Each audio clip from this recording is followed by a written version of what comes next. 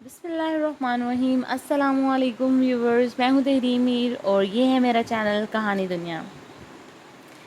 آج میں جو ناول ریکارڈ کرنے جا رہی ہوں وہ کسی کی فرمائش پر ریکارڈ کیا جا رہا ہے۔ اس کا مقصد معاشرتی اصلاح یعنی سوشل اویئرنیس ہے۔ اس ناول کے مصنف سید مصطفیٰ احمد صاحب ہیں جو نہایت ہی قابل رائٹر ہیں اور ان کی باتیں واقعی دل پر اثر کرتی ہیں۔ لیکن چونکہ میرے ویورز میں بچے بھی شامل ہیں تو اس میں موجود کچھ ایسے مناظر جو بچوں کے لیے موزوں نہیں وہ میں نے حذف کیے ہیں۔ تو آئیے ناول سٹارٹ کرتے ہیں، لیکن اس سے پہلے اگر آپ کی بھی کوئی فرمائش ہو تو مجھے کامنٹس میں ضرور بتائیے گا اور میرے چینل کو لائک اینڈ شیئر ضرور کریے گا، اور جو نیو ویورز ہوں وہ پلیز سبسکرائب بھی کرتے رہیے گا۔ تو آئیے سٹارٹ کرتے ہیں پارٹ 1۔ رات کو 2 بجے اچانک سر میں شدید درد کے احساس سے میری آنکھ کھل گئی۔ درد اتنا شدید تھا کہ سانس لینا دشوار ہو رہا تھا۔ مرتا کیا نہ کرتا کہ مستاق اٹھ بیٹھا۔ کچھ دیر سانس بحال کرتا رہا، پھر جیکٹ پہنی اور بیڈ روم سے باہر نکل آیا۔ جیسے ہی صحن میں قدم رکھا، ہوا کے ایک ٹھنڈے جھونکے نے احساس دلایا کہ سردی ابھی باقی ہے۔ اکیلے ہونا جہاں ایک نعمت ہے وہیں بہت تکلیف دہ بات بھی ہے۔ انسان جب بیمار ہوتا ہے تو کوئی پوچھنے والا نہیں ہوتا۔ پوری رات بندہ بخار سے تپتا رہتا ہے، کوئی پرسان حال نہیں ہوتا۔ یہی سوچتے ہوئے میں صحن میں کھڑی اپنی کھٹارا محرام تک پہنچ گیا، جس کے لیے میں تو گرل فرینڈ والی فیلنگ رکھتا تھا، لیکن وہ ہمیشہ مجھ سے لڑاکا بیوی جیسا برتاؤ کرتی تھی۔ موڈ ہوا تو سٹارٹ ہو گئی، نہ موڈ ہوا تو جواب دے دیا۔ ابھی میں نے ڈور کھولنے سے پہلے آیت الکرسی پڑھ کے پھونک مارا اور دروازہ کھول کے آہستہ سے سیٹ پر آ بیٹھا۔ انداز ایسا تھا گویا گاڑی کو نہیں بیوی کو جگانے لگا ہوں۔ کلمہ پڑھ کے سٹارٹ کرنے کے لیے چابی گھمائی، پہلے تو ذرا سا غصہ کرتے ہوئے گھرائی، پھر سٹارٹ ہو گئی۔ بس پھر کیا تھا، میں نے بھی فل ایکسیلیٹر دے دیا کہ اچھے سے گرم ہو جائے۔ 2 منٹ ایسے ہی گاڑی کو تپانے کے بعد میں اترا اور گیٹ کھولا۔ جب میں گھر سے نکلا تو سر درد عروج پر تھا۔ کوئی اور وقت ہوتا تو میں رات کا یہ پہر بہت انجوائے کرتا، غلام علی کی کوئی غزل سنتا، لیکن اس وقت سر درد کر رہا تھا، اس لیے نصیب و لال سننا مجھے زیادہ بہتر لگا۔ نصیبوں کے گانے بھلے جیسے بھی ہیں، لیکن ان کا ایک فائدہ ہے، انسان نصیبوں کے گانے سنتے ہوئے کچھ اور سوچ ہی نہیں سکتا، کیونکہ نصیبوں کے گانوں میں شاعروں نے ایسی سائنس لڑائی ہوتی ہے کہ بندہ سن کے خود کو بھی نکا نکا شاعر سمجھنے لگتا ہے۔ ہسپتال کی ایمرجنسی میں ڈاکٹر نے میرا پی چیک کر کے مجھے ایک نرس کے حوالے کر دیا، جس نے بڑی قاتلانہ مسکراہٹ کے ساتھ بتایا کہ آپ کو ٹیکا لگے گا۔ میں نے بھی اسی کی طرح ڈبل قاتلانہ مسکراہٹ کے ساتھ جواب دیا، مجھے پتا ہے ٹیکا ہی لگنا ہے، اور تسی کیڑا گولی مارنی ہے مینوں، لاؤ ٹیکا تسی۔ لیکن اس وقت چراغوں میں روشنی نہ رہی جب نرس نے کہا لیٹ جائیں۔ سر درد کا انجیکشن لگوا کے میں نے پارکنگ کا رخ کیا جہاں مہران میرا ویٹ کر رہی تھی۔ ہسپتال کے سروس روڈ سے جیسے ہی میں نے مین روڈ پر گاڑی کو ٹرن کیا، ایک لڑکی نے ہاتھ کے اشارے سے لفٹ مانگی۔ پہلے تو سوچا رہنے دیتا ہوں، کیونکہ اس وقت کسی لڑکی کو لفٹ دینا خطرے سے خالی نہیں تھا۔ دوسرا اب ایک اور دھندا بڑے عروج پر تھا، کال گرل، اور میرے وعلیکم السلام کا انتظار کیے بنا اس نے بہت میٹھی آواز میں کہا، سر آپ مجھے موتی محل اتار دیں گے؟ جی اتار تو دوں گا، لیکن کو چھوڑیں، آپ اتار دینا بس، اور اگر آپ چاہیں تو آپ کو اتارنے کا رینٹ بھی مل جائے گا۔ اس نے بے تکلفی سے فرنٹ ڈور کھول کے سیٹ پر بیٹھتے ہوئے معنی خیز لہجے میں کہا۔ مجھے سمجھ آ گئی تھی کہ میں نے لفٹ غلط بندی کو دے دی ہے، لیکن اب کیا ہو سکتا تھا، اب تو وہ گاڑی میں بیٹھ چکی تھی۔ میں نے اس کی بات کا کوئی جواب نہ دیا اور گاڑی گیئر میں ڈال دی۔ شاید میری چپ میں چھپی ناگواری اس نے بھی محسوس کر لی تھی۔ کچھ دیر بعد اس کی آواز نے سکوت کو توڑا، سوری سر، مجھے آپ سے ایسے بات نہیں کرنی چاہیے تھی۔ میں نے جسٹ اٹس اوکے کا جواب دیا۔ تب تک موتی محل آ چکا تھا۔ میں نے اسٹاپ پہ گاڑی روکی۔ میرا خیال تھا کہ وہ خود ہی اپنا اسٹاپ دیکھ کے اتر جائے گی، لیکن 2 منٹ گزرنے کے بعد بھی وہ ہنوز بیٹھی رہی۔ مجھے بہت شدید غصہ آ رہا تھا، دل تو چاہا کہ اسے ایک تھپڑ ماروں اور کہوں دفع ہو جاؤ، لیکن اپنی ماں کی نصیحت یاد آ گئی کہ عورت کسی بھی کردار کی ہو اس کی عزت کرنا، کیونکہ اس کا کردار رب کا اور اس کا معاملہ ہے، تمہیں بس یہ ثابت کرنا ہے کہ تم بھی عورت کے پیدا کردہ ہو۔ میں نے اسٹاپ پر لگی لائٹ کی روشنی میں اس کے چہرے کو پہلی بار دیکھا۔ 22-23 سال کی خوبصورت نقوش والی لڑکی تھی، لیکن لگتا تھا کہ وقت نے بہت ظلم کیا ہے اس پہ۔ اسے گمسم پا کے میں نے آرام سے کہا، میم آپ کا اسٹاپ آ گیا ہے۔ ایک دم سے وہ چونک گئی، جیسے کسی خواب سے باہر آئی ہو۔ جی بہت شکریہ آپ کا سر، اس نے کپ کپاتی ہوئی آواز میں کہتے ہوئے دروازہ کھولنے کی کوشش کی۔ اس کا پورا جسم کانپ رہا تھا۔ سردی تو تھی، لیکن گاڑی میں اتنی سردی نہیں تھی کہ انسان سردی سے کانپنے لگتا۔ ایسے پیشے کی عورتیں بہت تیز ترار اور بولڈ ہوتی ہیں، لیکن اس لڑکی نے جو 3 جواب دیے تھے بہت مہذب انداز میں دیے تھے۔ آپ ٹھیک تو ہیں میم؟ اگر آپ کو ٹھنڈ لگ رہی ہے تو ایسا کریں، آپ میری جیکٹ لے لیں، میں نے ہمدردی سے کہا۔ اس نے ایک نظر میری طرف دیکھا، جیسے سوچ رہی ہو کہ کچھ کہے یا نہ کہے۔ میں نے دوبارہ نرمی سے کہا، اگر آپ کو ٹھنڈ لگ رہی ہے تو جیکٹ لے لیں۔ اب کی بار اس کی آنکھوں میں نمی تھی، اور اس کے اگلے الفاظ نے میرے ہوش اڑا دیے۔ اس نے بھیگی اور کانپتی آواز میں کہا، کیا آپ مجھے کچھ کھانے کے لیے خرید کے دے سکتے ہیں؟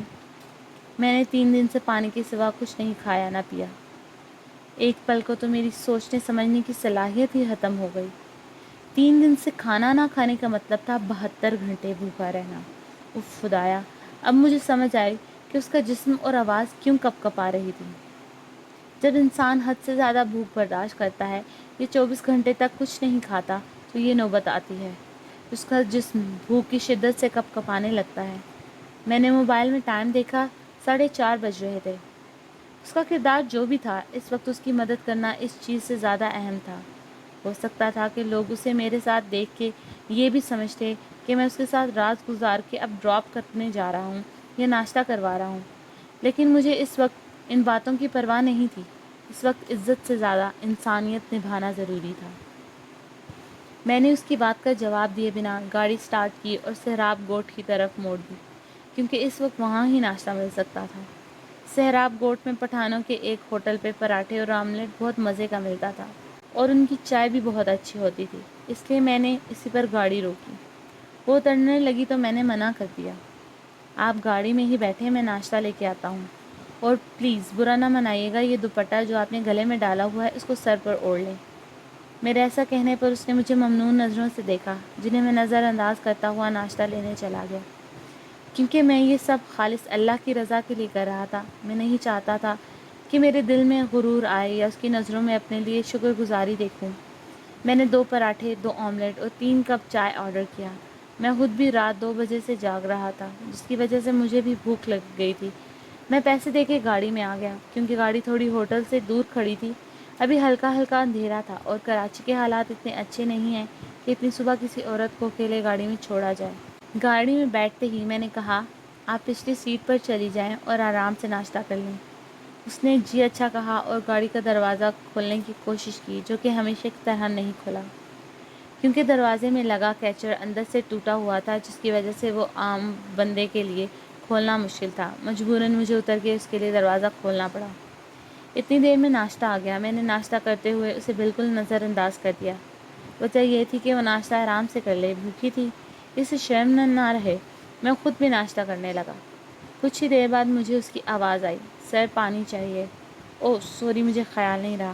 میں نے یہ کہتے ہوئے چائے کا کپ ڈیش بورڈ پر رکھا اور پانی لینے جانے لگا تو اس نے روکا، سر آپ ناشتہ کر لیں، پھر لے آئیے گا۔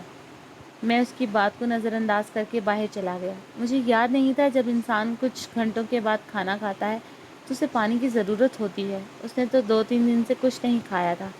میں نے منرل واٹر کی بوتل لی اور جلدی سے واپس آ گیا۔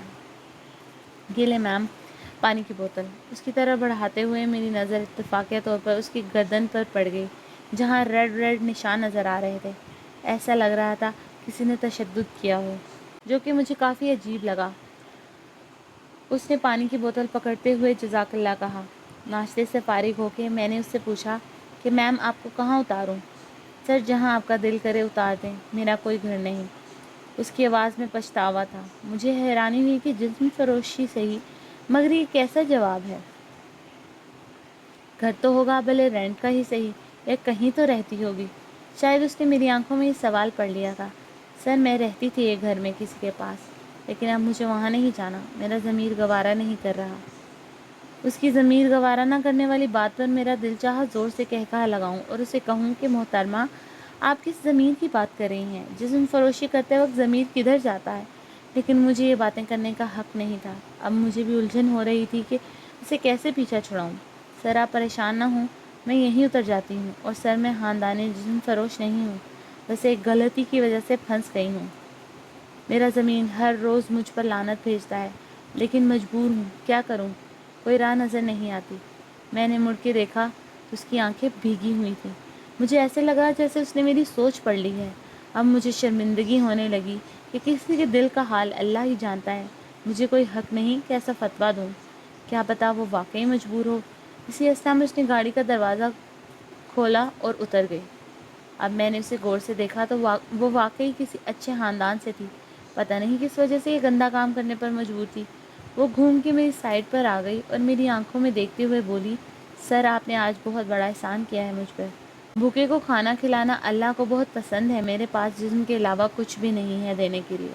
مجھے پتہ ہے آپ وہ لیں گے نہیں۔ میں گناہ گار ہوں، لیکن آپ کے اس عمل کا اجر اللہ آپ کو ضرور دے گا۔ اللہ حافظ سر۔ ایک پیشہ ور جسم فروش عورت سے اس قسم کی گفتگو کی مجھے توقع نہیں تھی۔ پیشہ ور عورتیں تو مدد بھی اپنا حق سمجھ کے وصول کرتی ہیں۔ جب میں خیالوں سے باہر آیا تو وہ کافی دور جا چکی تھی۔ میرے دل میں اچانک روشنی پھیلی کہ یار اس کی مدد کرنی چاہیے، آگے اس کی مرضی۔ میں نے گاڑی سٹارٹ کی اور بیک کر کے جس طرف وہ جا رہی تھی ادھر موڑ دی۔ 1 منٹ سے بھی پہلے اس کے برابر پہنچ گیا۔ گاڑی روک کے میں نے ہاتھ کے اشارے سے اسے بیٹھنے کے لیے کہا۔ اس نے ایک نظر میرے چہرے کو غور سے دیکھا، دوسرے ہی لمحے اس کے چہرے پر بلا کا سکون تھا۔ اس نے فرنٹ ڈور کھولا اور میرے برابر آ کے بیٹھ گئی۔ گاڑی گیئر میں ڈالتے ہوئے نہ جانے مجھے اپنے اندر کیوں سکون محسوس ہو رہا تھا۔ گاڑی چلتے ہی اس نے آنکھیں موند لیں اور سر سیٹ سے ٹکا لیا۔ میں نے ایک نظر غیر ارادی طور پر اس کے چہرے کو دیکھا جہاں اب سکون ہی سکون تھا۔ میں اب سوچ میں پڑ گیا کہ اس کی مدد کا ارادہ تو کر لیا ہے، لیکن اس کی مدد کروں کیسے؟ اگر میری وائف میرے پاس ہوتی یا بچے ہوتے تو اس کو اپنے گھر میں رکھ لیتا، لیکن میں اکیلا رہتا تھا، اس لیے ایسا رسک لینا بہت خطرناک تھا۔ پہلے سوچا ماموں سے بات کرتا ہوں، لیکن پھر خود ہی اپنی بات کی نفی کر دی، کیونکہ ماموں نے کہنا تھا پیسے دو اور چلتا کرو۔ لیکن مجھے پتا تھا اس مسئلے کا حل پیسہ نہیں تھا۔ میں اسے پیسے دے دیتا جتنے بھی، لیکن وہ ان پیسوں سے خود کو اس گندگی سے نکال نہیں سکتی تھی۔ میں نے ایک مال کی پارکنگ میں گاڑی پارک کی اور اتر کے باہر آ گیا۔ وہ شاید سو گئی تھی، میں نے بھی یہی مناسب سمجھا کہ کچھ دیر سو لے۔ میں نے اپنے ہیڈ کو کال کی کہ سر آج میں آفس نہیں آ سکوں گا، کچھ ذاتی کام آ گیا ہے اچانک۔ دوسری کال اپنے آفس میں کولیگ کو کی کہ آج پی اے کو کہہ دو کہ میں کوئی میٹنگ اٹینڈ نہیں کر سکوں گا، کسی کلائنٹ کو ٹائم نہ دے۔ کال سے فری ہوا تو آج آ کے پھر سوئی وہیں اٹک گئی کہ اسے رکھوں کہاں۔ پہلے سوچا دوستوں سے بات کرتا ہوں۔ میرے 2 دوست شادی شدہ تھے، ایک کی بیوی بہت شکی مزاج تھی، دوسرا ویسے کافی رنگین مزاج کا تھا، سو ان والا بھی پلان خود ہی کینسل کر دیا۔ پھر سوچا کہ کوئی مکان رینٹ پر لے دیتا ہوں۔ کافی جانے والوں کو کال کی، مگر سب نے پہلے پوچھا کیا کرنا ہے رینٹ پہ؟ اپنا مکان کدھر ہے؟ ہمارے گھر ہے نا، آ جاؤ، رینٹ پہ لینے کی کیا ضرورت ہے؟ آخر تنگ آ کے 2-3 پراپرٹی والوں سے بات کی، لیکن وہ مکان بہت بڑے ہیوی رینٹ والے تھے۔ اسی سوچو بچار میں پتہ ہی نہیں چلا کہ ہمیں یہاں رکے 2 گھنٹوں کا ان سے زیادہ وقت ہو گیا تھا۔ پارکنگ میں جو چوکیدار تھا اس نے آ کے پوچھا کہ سر کوئی مسئلہ ہے تو بتائیں، آپ کافی دیر سے کھڑے ہیں۔ میں نے بتایا کہ میڈم کی طبیعت ٹھیک نہیں، اس لیے رک گیا تھا۔ پھر وہ سو گئی، سوچا کچھ دیر سو لیں تو جاتے ہیں۔ گارڈ کے جانے کے بعد اچانک مجھے اپنے آفس کا گارڈ یاد آ گیا، جس کا گھر ایک کچی آبادی میں تھا، اور مجھے اس نے ایک بار کہا تھا کہ اب گھر کا اوپر والا حصہ خالی ہو گیا ہے، اس لیے خرچہ پورا نہیں ہوتا، دعا کریں شاہ جی کوئی کرایہ دار مل جائے۔ میں نے فوراً آفس کال کر کے کال آپریٹر کو گارڈ سے بات کروانے کے لیے کہا۔ کچھ ہی دیر بعد مجھے اس کی آواز سنائی دی، السلام علیکم صاحب جی۔ وعلیکم السلام خادم حسین، کی حال ہے تیرا؟ بس سائیں مولا کا کرم ہے۔ خادم حسین تیرا مکان رینٹ پہ چڑھ گیا ہے؟ نہیں سائیں، بہت پریشان ہوں، اگر وہ چڑھ جائے تو بچوں کی فیس کا مسئلہ حل ہو جائے۔ اوکے، وہ مکان رینٹ پر مجھے چاہیے، میری کزن ہے، ان کا گھر والوں کے ساتھ کوئی مسئلہ چل رہا ہے، وہ رہیں گی۔ کرایہ میں دوں گا اور ساری ذمہ داری میری ہے، اور یہ بات آفس میں پتہ نہ چلے کسی کو۔ سائن باقی سب تو ٹھیک ہے، لیکن میں آپ سے کرایہ لیتا اچھا نہیں لگتا۔ مجھے پتا تھا کہ وہ مجھ سے کرایہ نہیں لے گا۔ میں نے یہ بتا کے غلطی کی تھی کہ کرایہ میں دوں گا، اس لیے فوراً بات بدلی کہ کرایہ وہ لڑکی دے گی، میں صرف اسے گھر لے کے دوں گا، جس پر وہ راضی ہو گیا۔ ٹھیک ہے صاحب جی، اگر ایسا ہے تو آپ چلے جائیں، میں گھر کال کر دیتا ہوں۔ ٹھیک ہے خادم حسین، اللہ حافظ۔ میں نے رب کا شکر ادا کیا کہ یہ مسئلہ بھی حل ہو گیا۔ میں نے گاڑی میں آ کے دیکھا تو وہ ابھی تک سو رہی تھی۔ میں نے گاڑی سٹارٹ کی اور پارکنگ سے باہر روڈ پہ آ گیا۔ موبائل میں وقت دیکھا تو 10 بج رہے تھے۔ ہم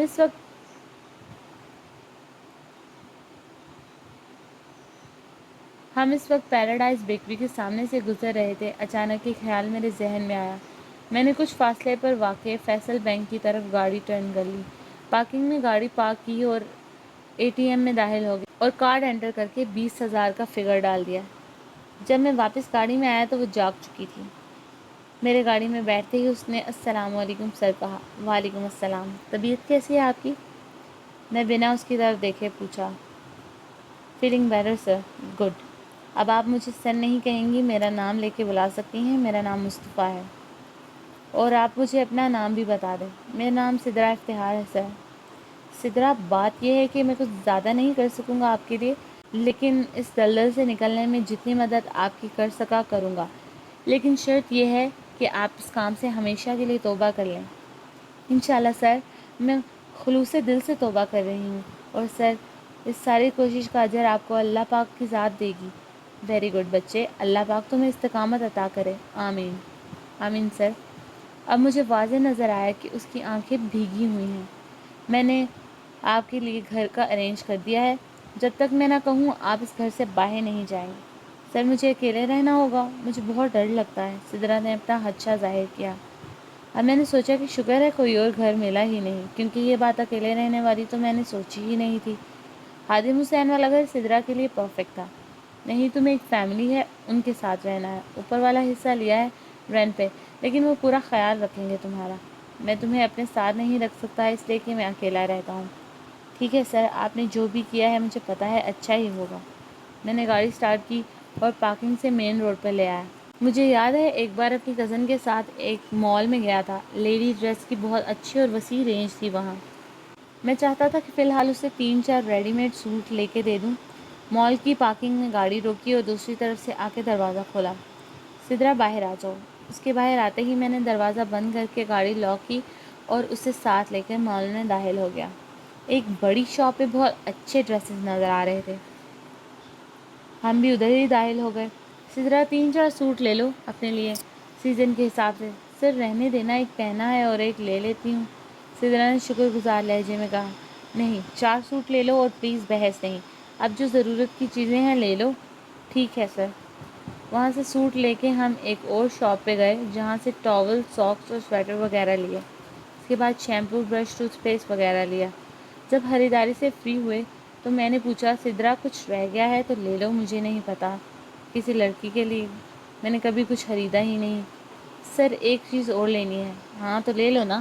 لیکن سر میں نے کافی دیکھا ادھر ادھر، مجھے نظر نہیں آئی۔ کیا چیز؟ میں نے ایک نظر اس کے چہرے کو دیکھا جو کہ مجھے ہی دیکھ رہی تھی۔